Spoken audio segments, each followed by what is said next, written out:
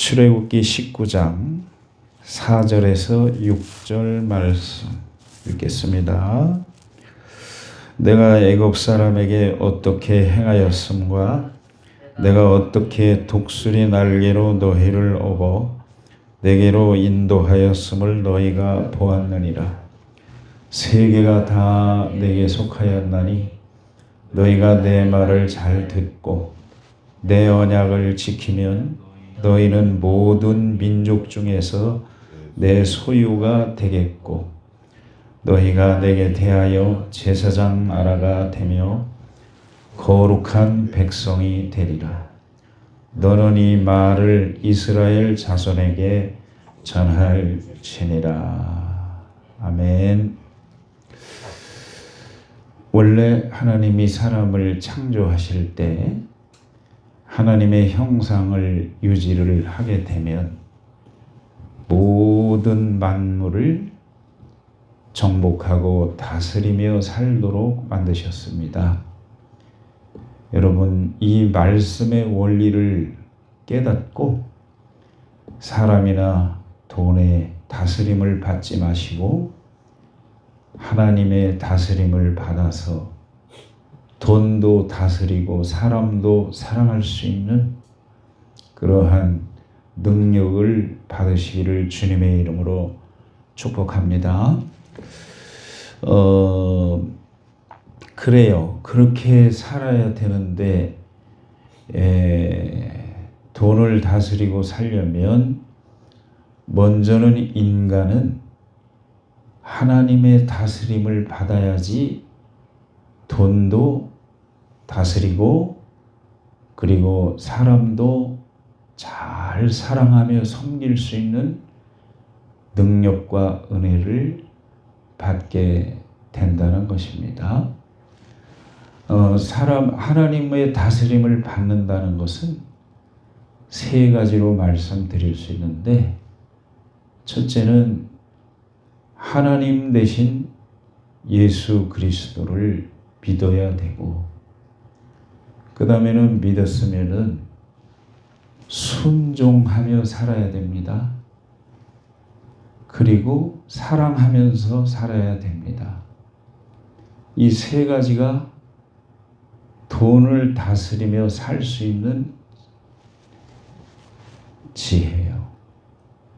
여러분 가만히 생각해 보십시오. 창세기 1장 26절에서 28절에 분명히 그랬습니다. 이게 세계가 4차원 세계인데 Fourth Dimension,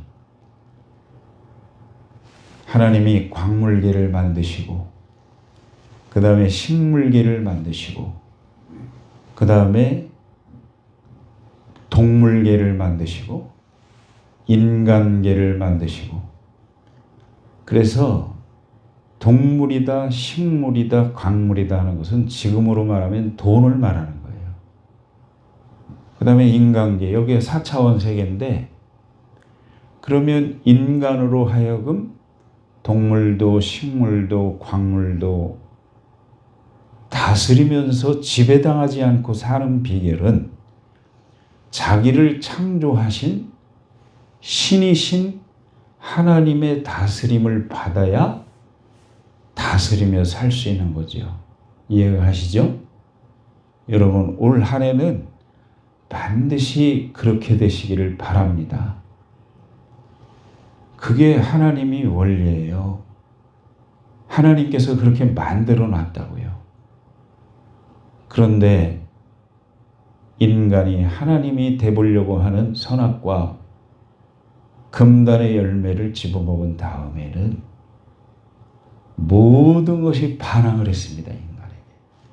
이 3차원의 세계들이 다 반항을 하는 거예요. 반기를 들고. 그게 에덴 동산이 다 무너졌죠.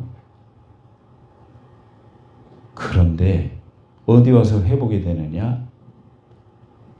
역사적으로 창세기, 출애굽기, 레위기, 민수기, 신명기는 성경의 텍스트라고 할 수 있고, 그 나머지는 구약 성경은 그렇게 살아보라는 거예요.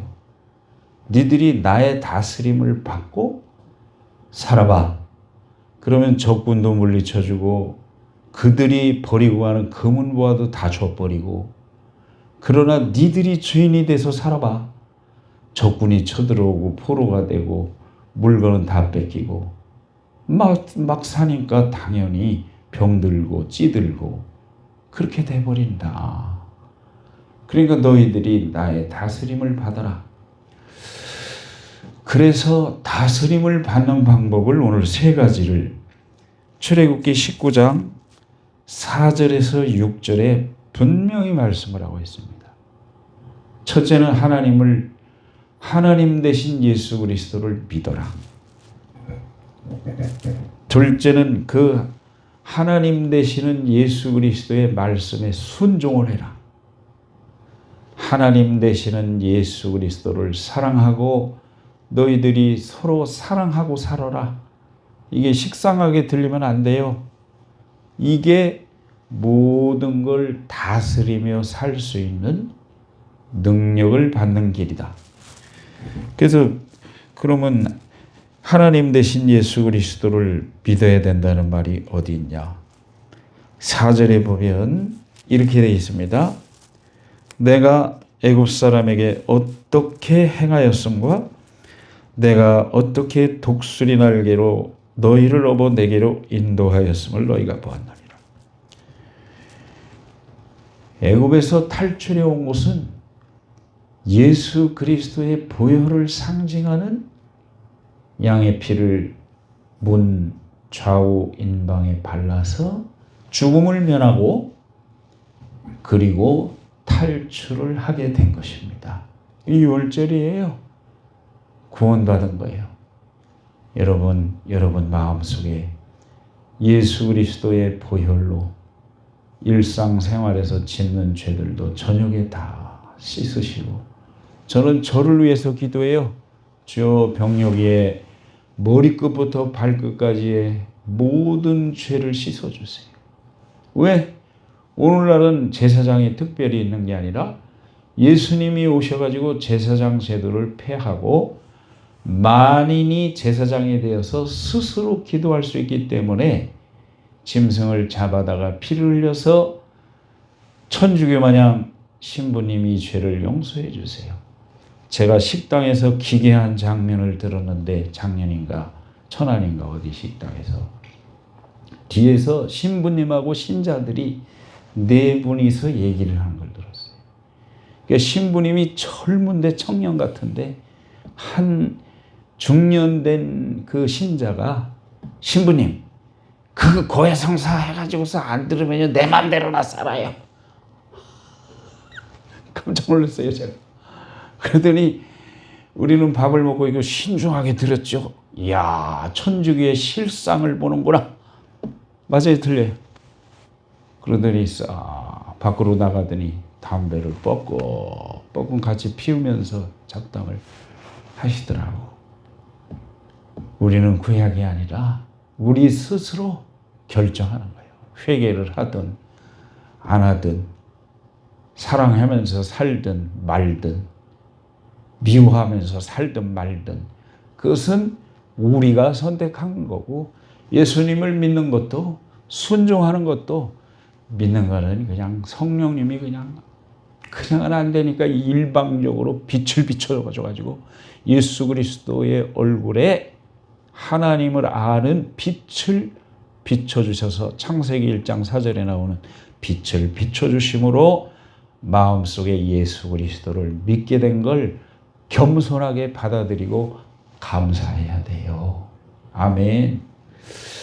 그러므로 이제부터는 선택인데, 분명히 신명기의 마지막 모세 어른께서 돌아가시기 전에 부탁을 합니다.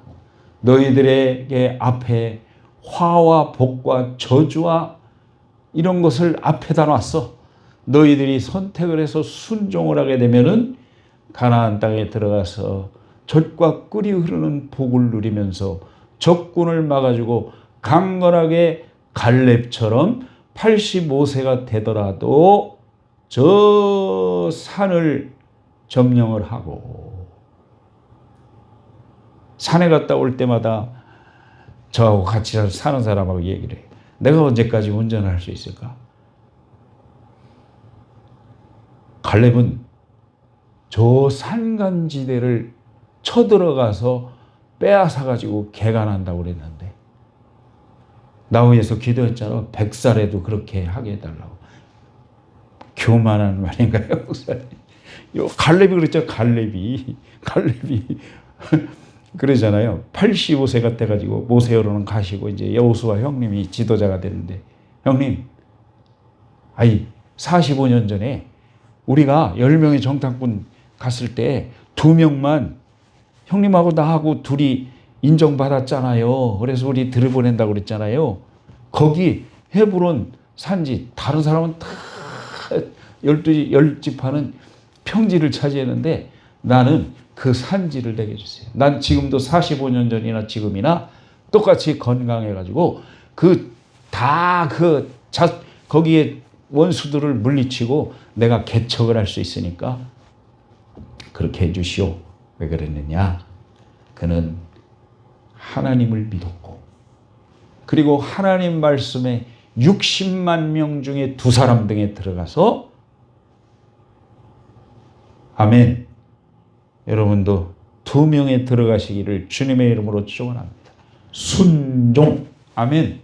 순종했기 때문에 그리고 그는 백성을 사랑했기 때문에 이 3가지 하나님의 다스림을 받으려면은 천지만물을 창조하신 하나님 되신 예수 그리스도를 똑바로 믿고 주인으로 인정하고 순종하고 복종하고 그리고 그 예수 그리스도를 사랑하고 서로 사랑하면서 살 때 하나님이 돈의 지배를 받지 않고 다스리면서 살게 하시고 사람의 지배를 받지 않고 나쁜 지배를 받지 않고 그들을 사랑하며 섬길 수 있는 하나님이 능력을 허락하실 줄로 믿습니다. 그래서 첫 번째 4절은 예수님을 믿어라. 그리고 2번째는 절대 순종을 요구한다. 구원받는 건 할 수 없으니까 그냥 해줬어 일방적으로. 그러나 순종은 너희들의 선택이야. 신명기를 출애굽기, 레위기, 민수기를 요약해서 신명, 거듭 얘기한다. 반복해서 얘기한다. 걱정스러워서 내가 죽으면 이놈들이 하는 짓 보니까 가나안 땅에 들어가서도 또 그 짓을 할까 봐. 그러면 고생하니까. 절대 그렇게 하면 안 돼. 그래서 요약한 게 신명기거든요. 신명기, 거듭 말한다. 부모가 죽을 때 너 이렇게 살아서는 안 돼. 똑바로 살아야 돼. 하나님 믿고 천국 있는 줄 좋아하고 지옥 있는 줄 두려워하면서 너가 살아야 돼. 죽을 때 신앙 있는 부모는 반드시 그런 얘기를 해줄 수가 있어요. 우리 아버지가 2시간 반 전에 돌아가시기 전에 링게르를 맞으면서 아버지하고 대화를 했는데 아버지 잘 견디고 내 입에서 왜 성령이 막 말을 하는데 2시간 반 뒤에 돌아가실 줄은 몰랐어요. 근데 임종기도요. 차 안에서 30분 동안 임종기도.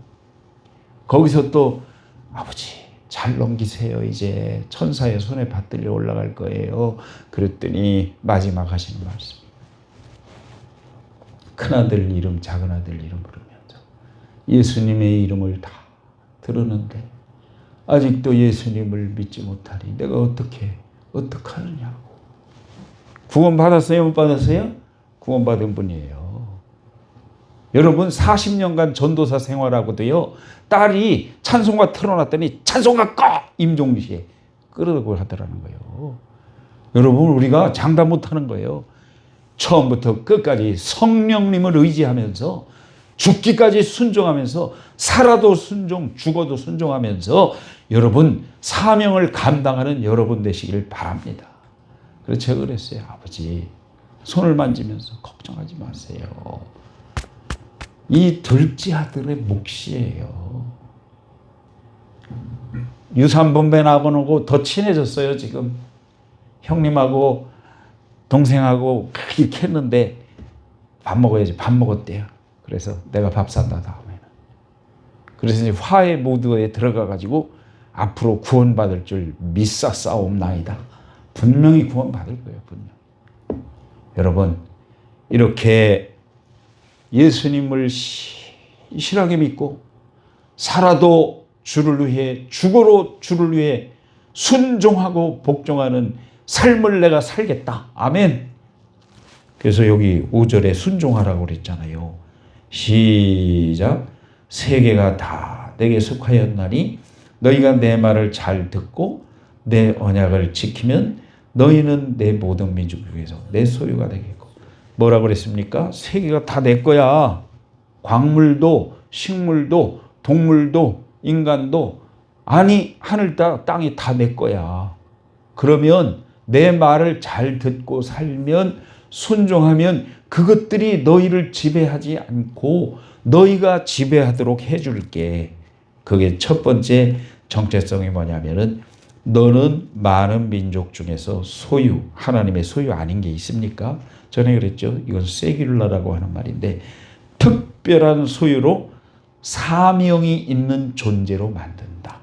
아멘. 여러분은 사명 있는 존재로 부름받으셨죠? 이게 무슨 사명이 있느냐? 시작. 이제 이게 사랑이에요. 사랑하고 살아라는 거예요. 자기를 사랑하고 다른 사람을 사랑하고. 6절 시작. 너희가 내게 대하여 제사장 나라가 되며 거룩한 백성이 되리라. 이게 바로 뭐냐?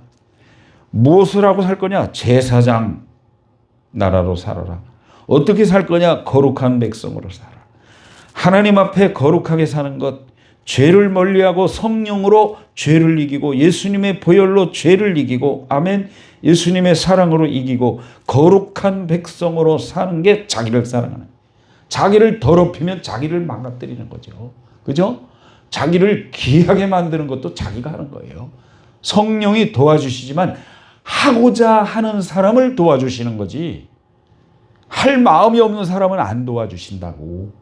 거룩하게 살아서 하나님과 교통하는 것이 끊어지지 않도록 이 마음속에 언행심사가 거룩하게 보존되는 것.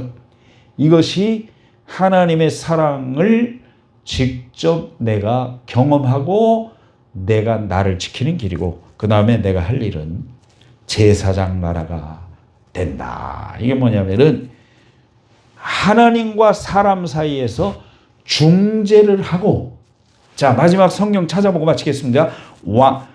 제사장 나라 그러면 이건 왕권도 들어가 있는데 이건 뭐냐? 베드로전서 2장 9절 말씀을 찾고 마치겠습니다. 베드로전서 2장 9절에 보시면은 베드로전서 2장 9절에 보면은 시작. 그러나 너희는 택하신 족속이요 왕같은 제사장들이요 거룩한 나라요 그의 소유가 된 백성이니 이는 너희를 어두운 데서 불러내어 그의 기이한 빛에 들어가게 하시니에 아름다운 덕을 선포하리요. 이건 이제 요약해 놓은 거예요. 아까 그거를 신명기 출애굽기 19장을 갖다 요약해 놓은 건데 너희는 택하신 족속이 아까 그랬죠? 너희는 나의 소유야. 특별한 소유야. 사명이 있는 소유야. 왕같은 제사장들이요. 왕같은 제사장이 뭐냐? 따라서 하세요. 모든 것을 다스리며 사랑할 수 있는 능력. 아멘. 그 창세기 1장 26절과 28절을 이루게 된다 너가. 아멘. 그러니까 왕같은 제사장들이요. 폭군이 아니다 이거예요.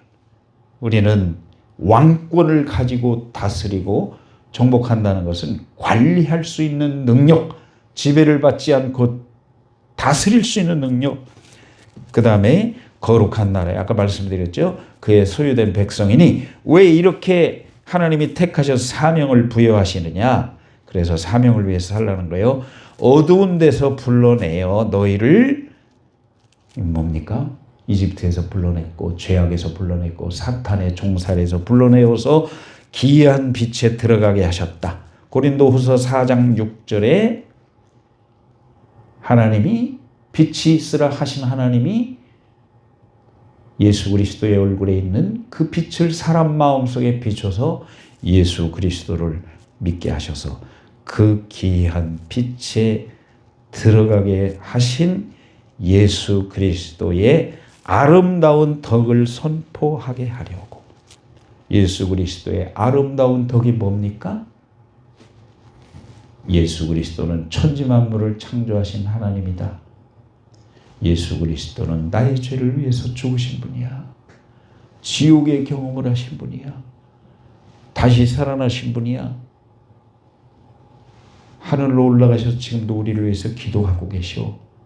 다시 데리러 오실 거야. 그리고 천년왕국을 만들어서 망가진 에덴 동산을 다시 회복해보고, 그 다음에 최후의 심판, 불지옥 천국으로 들어가는 심판을 하시고, 그 다음에는 새 예루살렘 영원한 새 하늘과 새 땅을 준비해놓고 우리를 기다실 거야. 이 우리를 귀한 빛에 들어가게 하시니 아름다운 덕을 사람들에게 알려줘서 제사장 노릇을 하게 하려고 한다. 이렇게만 되면 예수 그리스도를 진실하게 믿고 그분이 하시는 말씀이라면 무엇이든지 순종을 하고, 그리고 자신을 거룩하게 잘 비싸게 관리를 하고 사람들을 돕고 사랑하는 그러한 직분을 감당한다면 창세기 1장 26절에서 28절에 나오는 이 4차원의 세계를 다스리면서 섬기면서 살 수 있는 능력을 여러분들에게 반드시 하나님이 주실 줄로 믿으시기를 바랍니다. 이제 진짜 한 구절 읽고 마치겠습니다. 이게 설명을 호세아서에서 설명을 하고 마칩니다. 호세아 2장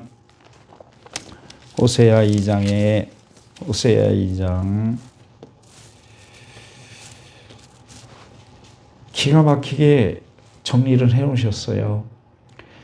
호세아 2장 19절에서 보겠습니다. 시작. 내가 네게 장가들어 영원히 살되 공의와 정의와 은총과 긍휼히 여김으로 네게 장가들며 진실함으로 네게 장가들리니 네가 여호와를 알리라. 여호와께서 이르시되 그날에 내가 응답하리라. 나는 하늘에 응답하고 하늘은 땅에 응답하고 땅은 곡식과 포도주와 기름에 응답하고 또 이것들은 이스라엘에 응답하리라. 아멘. 이러한 원리로 축복받고 살면 지배당하지 않고 다스리면서 살게 하신다. 오늘 이 말씀을 평생에 여러분 지표로 삼고 승리하시기를 주님의 이름으로 축복합니다.